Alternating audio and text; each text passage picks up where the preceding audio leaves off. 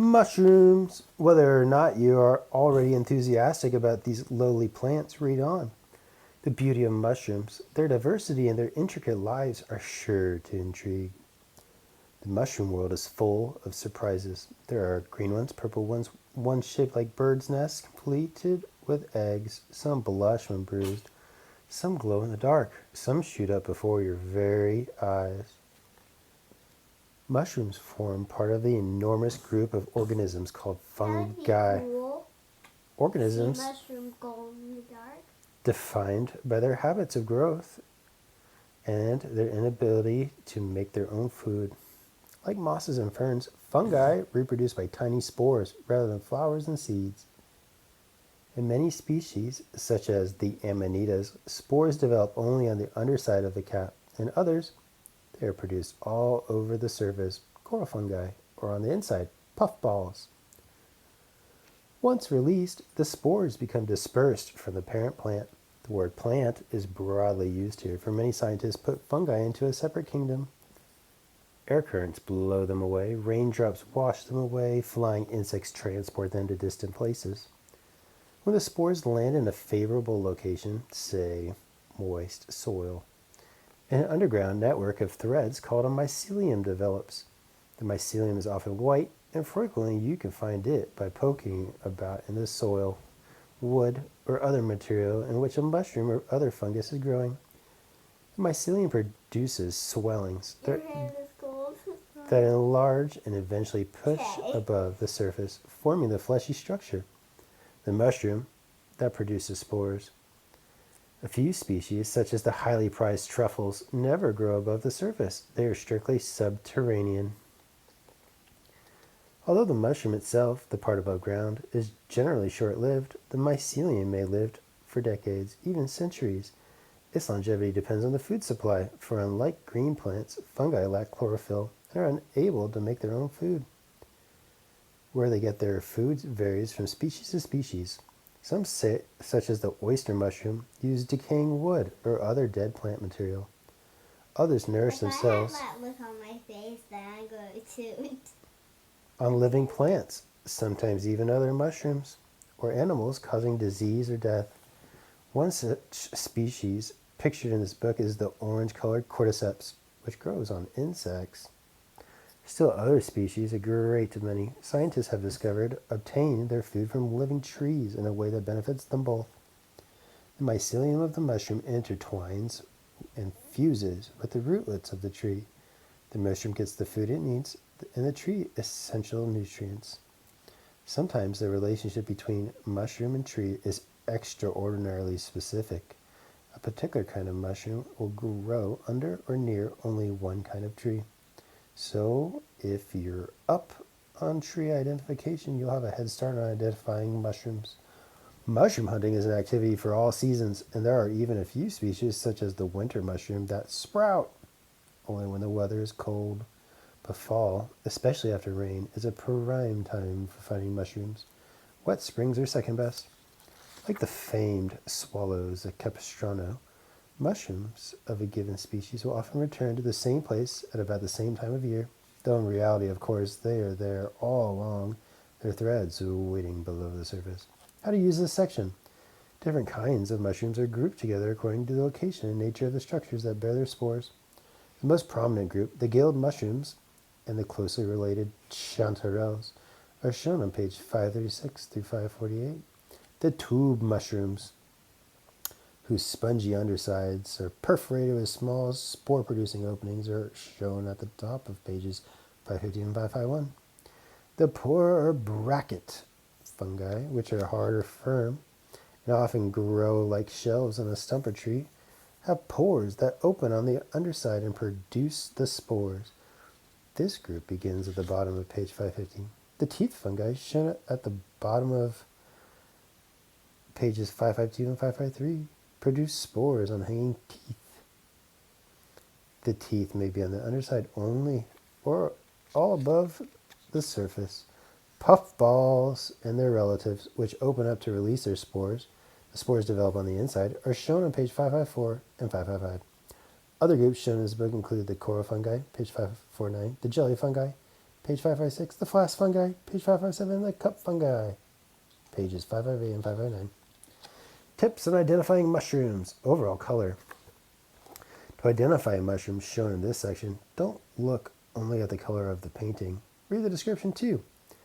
Often a given species will occur in a variety of hues. Location is important. Mushrooms growing in sunshine tend to be paler than their shaded cousins, and so is age. An old vermilion hygrophorus will be yellow rather than vermilion. Of greater significance in identifying a mushroom is whether it shows stains, streaks, or blotches of a different color, and whether it changes color when bruised. Slice a mushroom lengthwise and give it a pinch. Spore color. Although single spores are invisible to the naked eye, spores en masse have a color, and that color is important in the identification of gilled mushrooms. To collect enough spores to observe their color, place the cap of the mushroom, rounded end up, on some white paper.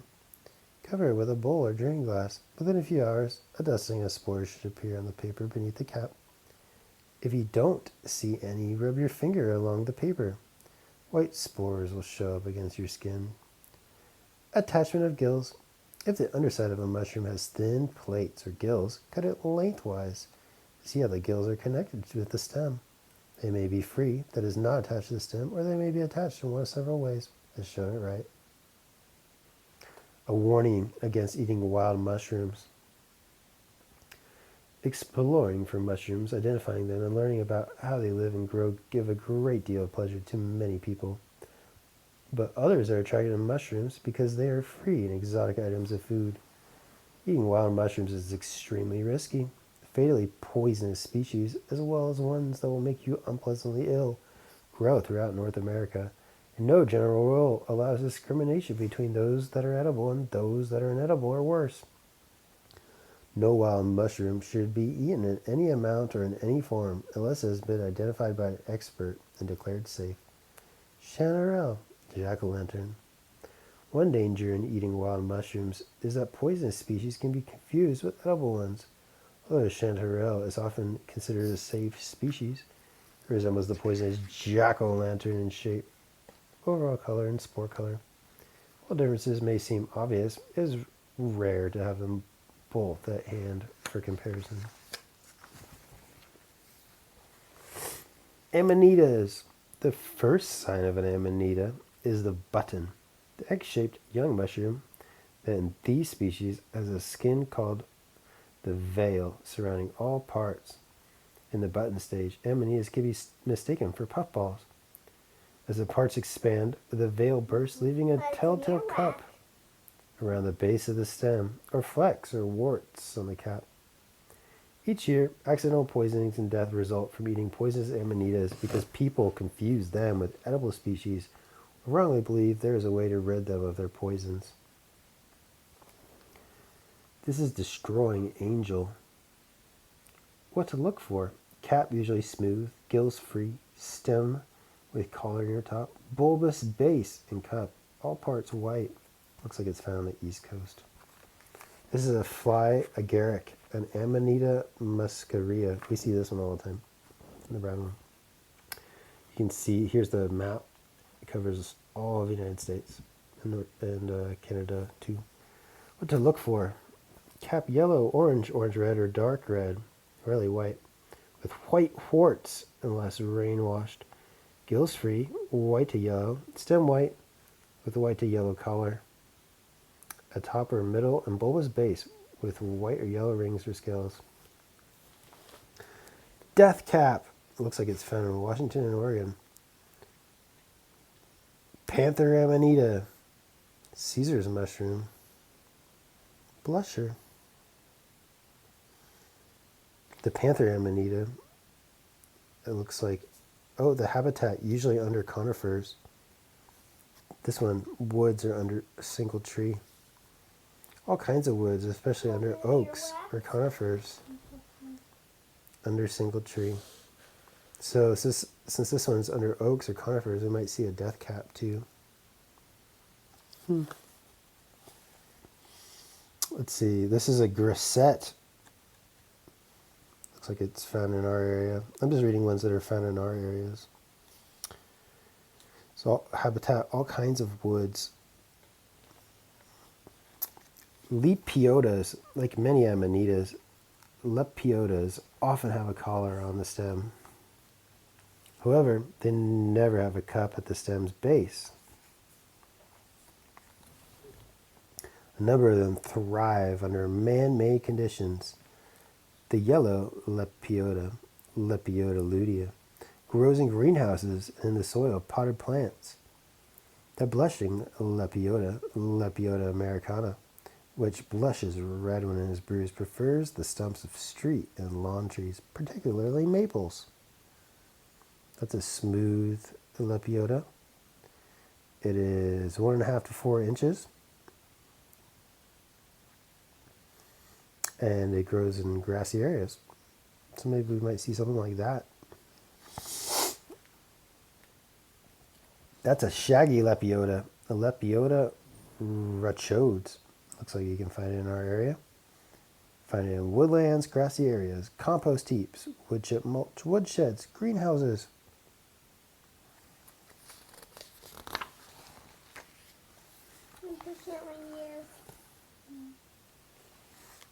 This one's a cone-shaped hygrophorus.